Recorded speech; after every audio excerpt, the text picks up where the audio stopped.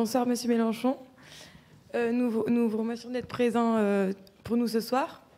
Pour commencer, nous voudrions vous transmettre une question d'un ancien membre d'Isegoria et d'Audencia, enfin un élève d'Audencia. Il est partisan de vos idées, mais il vous demande de retirer votre candidature à la présidentielle parce que pour lui, vous allez à l'encontre de l'idéologie que vous présentez et vous prétendez être dans la lignée des partis comme Podemos et Syriza. Or, ces partis sont nés du peuple et ont fait émerger un chef. Alors que vous exhortez le peuple à venir vers vous. Et dans ce sens, vous allez contre cela. Donc la question est la suivante. Pensez-vous que votre stratégie peut rencontrer autant de succès que ces deux partis? Et ne risquez-vous pas de couper la parole au peuple avec cette stratégie?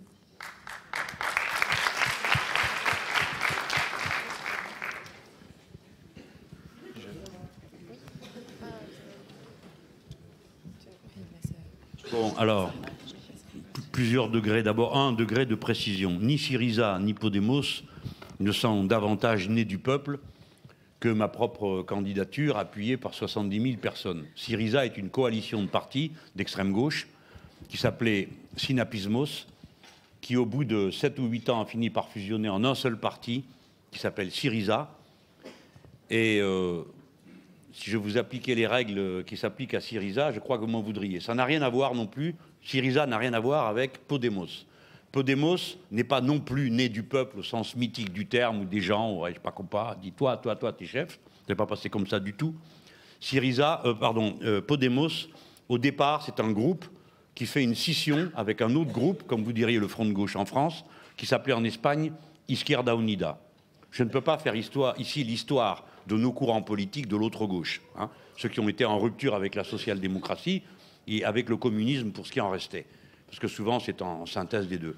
Mais Podemos est donc d'abord une rupture à l'issue d'une discussion qui a mal tourné sur la composition des listes aux élections européennes de Izquierda Unida. Mais cette émergence l'a fait coïncider avec une attente de la société qui était de se constituer en tant que non-parti, en tant que mouvement. L'attitude que j'ai choisie est exactement la même, et ce n'est pas étonnant puisque nous sommes amis et que nous discutons, nous travaillons ensemble, que celle de la figure que vous connaissez, qui s'appelle Pablo Iglesias, qui est le leader de Podemos. J'ai connu Pablo Iglesias et Errejón Íñigo à Caracas. Donc, pas entre nous, le numéro de violon sur le truc qui surgit, qui tombe du ciel, ah quelle merveille, etc. C'est pas vrai. Ce sont des militants politiques, et heureusement que c'est des militants politiques aguerris, connaisseurs, capables d'inventer des stratégies, parce que combattre politiquement contre le système dominant, si vous y allez avec la fleur au fusil, vous avez perdu d'avance. La puissance qui est là en face de vous, c'est un rouleau compresseur. Mieux vaut savoir comment s'y prendre. Après, j'accepte volontiers la remarque, il y a une contradiction à se réclamer d'une assemblée constituante, de mouvements populaires, et en même temps présenter sa candidature. D'abord, ne serait-ce que de concourir à une élection qui, elle, est complètement défigurante du champ politique, puisqu'elle personnalise tout, qui est l'élection présidentielle. Ce débat n'est pas nouveau. C'est celui qui fait, par exemple, que Mendès France n'a jamais voulu être candidat à l'élection présidentielle et que c'est François Mitterrand qui l'a été pour parler d'une autre époque. Mais après, j'ai envie de vous dire autre chose. Quand un match de foot commence, ce n'est pas la peine d'y aller au milieu pour jouer au volley. Les conditions politiques, il y a une élection qui compte dans ce pays, c'est l'élection présidentielle. Comment subvertir le système radicalement? Moi, j'ai expliqué ma stratégie. Donc, soyez en accord ou en désaccord avec ma stratégie. Ça, je l'admets parfaitement. Mais la contester du point de vue de sa propre logique est absurde. On peut au moins me faire confiance pour être logique avec moi-même. Quelle est ma stratégie? C'est de poser un acte qui permet de commencer un rassemblement qui soit un rassemblement hors parti. C'est ce qui s'appelle la France insoumise aujourd'hui. Vous avez vu qu'il y a des gens qui ont protesté, qui ont dit qu'il a pris sa décision en solo. Bah oui, hein, surtout je connaissais la réponse des autres d'avance, donc j'ai eu un peu moins de mal à me décider. En avançant de cette manière-là, j'opère une percée. 70 000 personnes se regroupent avec moi, 2000 syndicalistes, 600 groupes d'appui. Ces gens vont autogérer la suite du mouvement, pas la campagne. La campagne, elle va être menée ensemble et elle va être pilotée. Les gens qui me font confiance, ils ne viennent pas c'est parce qu'ils ont confiance. Ils se disent, ce type, c'est à peu près par quel bout attraper le problème. Si nous gagnons, qu'est-ce que nous allons faire? Table rase de tout ça. Puisque nous commencerons par une constituante, une assemblée constituante. L'assemblée constituante va changer toutes les règles du jeu. J'ai dit, pour être élu à l'assemblée constituante, d'après moi, personne ne devra avoir été élu avant. Vous savez, j'ai écrit un autre bouquin avant tout ça, qui s'appelait Qu'ils s'en aillent tous. Moi compris. Moi compris. Et j'ai toujours dit, une fois que l'assemblée constituante est terminée, je rentre chez moi. Parce que le travail aura été fait.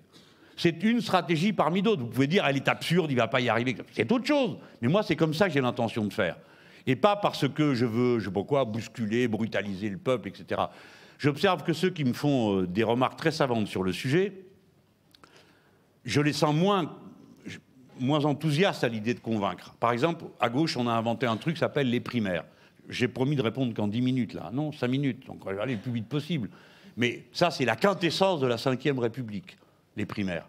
C'est-à-dire des gens vont être là pendant des semaines à s'entretriper, parce qu'évidemment, ça ne va pas être pour dire du bien les uns des autres. Vous n'avez qu'à voir les malheureux de droite qui s'y sont mis, ils commencent à se mordre les mains. Parce que ça veut dire des mois où il faut trouver de l'argent, expliquer pourquoi l'autre est un bon à rien, et que soi-même on est vachement intelligent. Ça élève vachement le niveau, tout ça. Et à la fin, qu'est-ce qui se passe? Les gens, ils sont braves, ils regardent, ils disent « Pour qui je vais voter ?» Bon. Pour qui? Ben celui-là, oui, il est intéressant. Oui, mais il n'a aucune chance. Regarde, c'est comme Mélenchon, il fait à peine 10%. Bon, allez, j'oublie. Alors, les gens oublient leurs convictions à la porte du bureau de vote, puis s'étonnent de ne pas les retrouver après. Bah, c'est mécanique, hein. Alors, qu'est-ce qu'ils font? On va voir dans le journal. Dans le journal, on dit, elle, là, elle sera au 2e tour. Mais qu'est-ce qu'elle raconte? Ben, j'en sais rien, mais elle est avec nous. Allez, hop, je vote pour elle. Voilà. C'est comme ça que ça se passe. Ça devient un concours, un concours de pronostics. Lequel est le mieux placé pour y arriver au 2e tour? Point barre. Je ne veux pas participer à ça. Pour une raison, c'est qu'en plus, je risque de ne pas être d'accord avec celui qui gagne. Mais il faut être loyal. Depuis quand la loyauté et la sincérité sont considérées comme un défaut maintenant? Presque comme une tare. On me dit, t'as décidé tout seul. Pourquoi j'ai décidé tout seul? Parce qu'ils ont décidé tous d'aller se fourrer là-dedans. Et à la sortie, si celui qui gagne, c'est celui précisément que j'aurais passé mon temps à combattre, s'il va falloir à nouveau que je fasse semblant de ne pas avoir compris ce qu'ils sont en train de dire, que quand Mme Martine Aubry proteste contre ce que dit M. Valls, le lendemain, elle dit la même chose à RTL. Je vais faire semblant de ne pas avoir entendu. Je vais croire au miracle. Oh, ça va s'arranger. Vous avez cru au miracle. Vous avez élu tous ces types dont on vous a expliqué noir sur blanc qui c'était et ce qu'ils se préparaient à faire. Et alors, vous regardiez ailleurs, les gens. Je ne parle pas de vous, hein. Oui, mais non, mais t'es excessif, t'en demandes trop. Maintenant, ils disent pire que moi de ce que j'ai dit. Moi, je ne me suis pas trompé. Ah, ça fait prétentieux, hein. Je ne me suis pas trompé. Eux se sont trompés. Ils se sont trompés sur la Grèce, ils se sont trompés sur le président, ils se sont trompés sur leur ligne, ils se sont trompés sur ce qu'il fallait faire avec les traités. Pas par idéologie. Qu'est-ce qui marche dans leur truc? Montrez-moi un truc qui marche bien. À ce moment-là, je dirais, ah ben tiens, il y a quand même du bon dedans. Il n'y a rien qui marche. On est de plus en plus pauvre dans un pays de plus en plus riche, et toute l'Europe est en train de partir en petits morceaux. Et c'est à moi qu'on reproche de tuer l'Europe. Parce que soi-disant, on replie sur soi, je ne sais pas trop quoi, là. Tout simplement parce que, et quand j'explique que la nation française a un pouvoir particulier sur la scène européenne, parce que nous sommes 18% de l'économie du vieux continent, que nous allons être les plus nombreux, que nous sommes un peuple instruit, mes amis, moi je fais le tour du monde, j'ai la chance de pouvoir le faire. J'ai approché les dirigeants de toutes les révolutions démocratiques de l'Amérique latine. Si vous saviez ce que c'est que de diriger des pays pareils, on va faire ci, on va faire là, allez hop, on va le faire. Qui va le faire? Personne. Il n'y a pas la main-d'œuvre qualifiée, il n'y a pas les ouvriers qualifiés. Il n'y a personne, il faut les trouver ailleurs, il faut les former à toute vitesse. Nous, on regorge de gens formés. On sait tout faire dans ce pays. Il y en a pour très peu de temps à remettre tout ça d'aplomb. Donc, pourquoi je ferais semblant? Pourquoi je ferais semblant? J'ai déjà tout eu. Vous comprenez? Vous m'achèterez avec rien. J'ai déjà été ministre, j'ai déjà été sénateur, j'ai déjà été conseiller général, j'ai déjà été tout. Alors rien de ce que vous me proposez m'intéresse. Je veux juste arriver au bout de ce que j'ai à faire. Et pas que moi, parce que vous dites ce type est illuminé, mais comme moi, des paquets de gens qui croient dur comme fer que nos vies n'ont pas été inutiles, et les plus vieux et les plus jeunes, qui ont la même exigence intellectuelle. Voilà, moi je me sens responsable à leur égard. Alors je démarre mon truc, quick, tout le monde appuie, 70 000 personnes, c'est moi qui suis censé être seul. Le dernier qui m'a dit ça, c'est Cahuzac sur un plateau de télé, menteur comme un arracheur de dents, et voyou et voleur. Et moi, je suis censé baisser les yeux devant des mecs pareils? Vous plaisantez? J'espère qu'ils vont perdre. De toute façon, ils ne peuvent pas venir à bout de moi. On ne peut pas m'acheter, j'ai pas une seule casserole, je suis inflexible, et en plus j'écris des bouquins, ce qui fait que je crois ce que je raconte.